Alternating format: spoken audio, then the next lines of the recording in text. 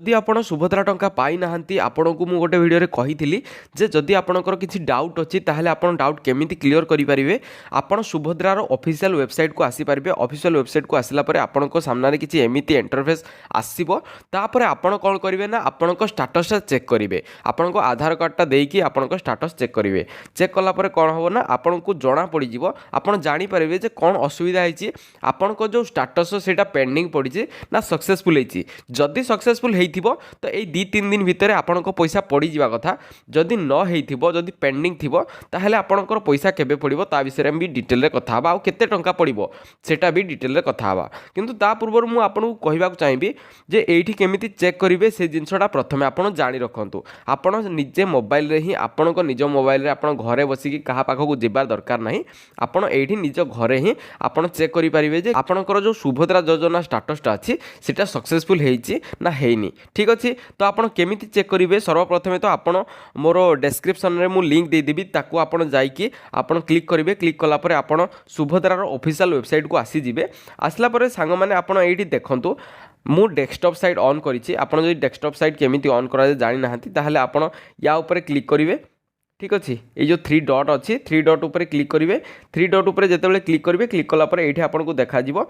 Desktop site ठीक अच्छे ये डेस्कटॉप साइट को आपड़ ऑन करने को पड़ो ऑन कलापर आपण सामने किसी एमती आपन को शो कर ठीक अच्छे शो कलापर सांग मैंने आपड़ ये गोटे आउ गोटे जिनस देखूँ ये लिखाई आवेदन स्थिति ठीक अच्छे आवेदन स्थिति जो लिखाई आपन को कौन करने को पड़ो ना से आवेदन स्थिति उपर थे क्लिक करने को पड़ो ठीक अच्छे क्लिक कलापर आपण सामने किसी एमती पेज गोटे खोलिकी आसो तापर आपण कौन करेंगे ना ये एंटर आधार लिखाई एंटर आधार नंबर जगार आपणकर आधार नंबरटा ये देदेवे मु मोर आधार नंबरटा ये देदेछि तापर ये गोटे टिक करदेवे आपण टिक कलापर ये आपण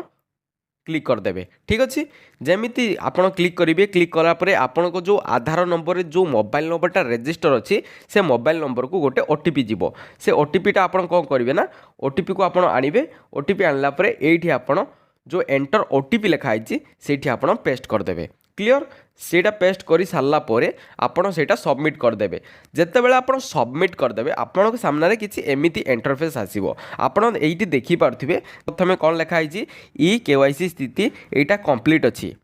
क्लियर हो गला कंप्लीट अच्छी ई केवाईसी प्रकार ये लिखाई बायोमेट्रिक ठीक अच्छे तापर आपड़ ये देखिपे स्वीकृति स्थिति अप्रूव्ड लिखाई ठीक अच्छे तापर स्वीकृति तारीख 15/9/2024 माने आमे जहाँकर आधार कार्डटा चेक करचु स्वीकृति हो जाता 15/9/2024 माने जितेबाला से स्टार्टिंग रे प्रथम थर अप्लाई करथिले से समय ही अप्रूव हो जाता ठीक अच्छे तापर पेमेंट स्थिति आपड़ ये देखिपे सक्सेसफुल अच्छी ठीक अच्छे ये सक्सेसफुल अच्छी आउे पेमेंट तारीख केते तारीख रे पेमेंट पड़ता से जिनसटा भी ये मेंशन कर दिखाई माने एटा प्रथम थर आम जितेबाला फास्ट टाइम सुभद्रा योजना बाहर से समय यहाँ अप्लाई कराइला आउ एटा जमीती ही अप्लाई कराइला सेमती ही यहाँ अप्रूव हो जाइए आउ एथर द्वितीय थर भी यांकर पेंडिंग ना यांकर भी द्वितीय थर भी पैसा मिल जाइए ठीक अच्छे एमती आपणकर क्लीयर करेंगे आप निज मोबाइल चेक करेंगे किंतु आपणकर ये आउ गोटे जिनस मुझे कहवाक चाहिए जदि आपणकर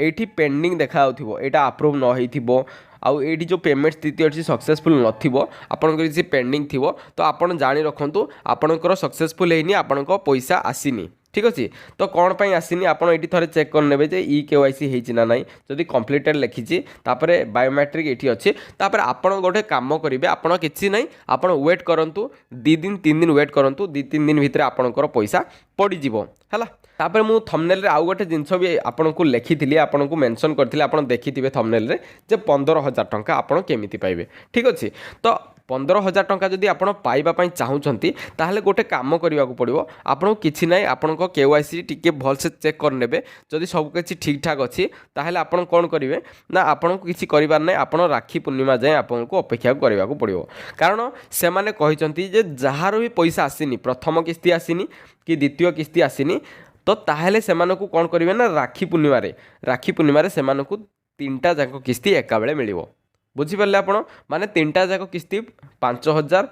5,000 5,000 मिसिकी टोटाल 15,000 टंका आपन को से राखी पूर्णिमा मिलिबो क्लियर हो गला ଆପଣଙ୍କୁ କିଛି ଟେନସନ୍ ନେବାର ନାହିଁ। ଯଦି ଆପଣଙ୍କର ପେଣ୍ଡିଙ୍ଗ ଅଛି କି ଆପଣଙ୍କର ଏଇଠି ସକ୍ସେସଫୁଲ୍ ହେଇଛି ତଥାପି ଆପଣଙ୍କ ଖାତାକୁ ପଇସା ଆସିନି, ତାହେଲେ ଆପଣ କିଛି ଟେନସନ୍ ନେବାର ନାହିଁ। ଠିକ୍ ଅଛି, ମୁଁ ଆଗରୁ କହୁଛି ଆପଣଙ୍କୁ କିଛି ଟେନସନ୍ ନେବାର ନାହିଁ। ଆପଣ କ'ଣ କରିପାରିବେ, ଆପଣ ଖାଲି ୱେଟ୍ କରନ୍ତୁ।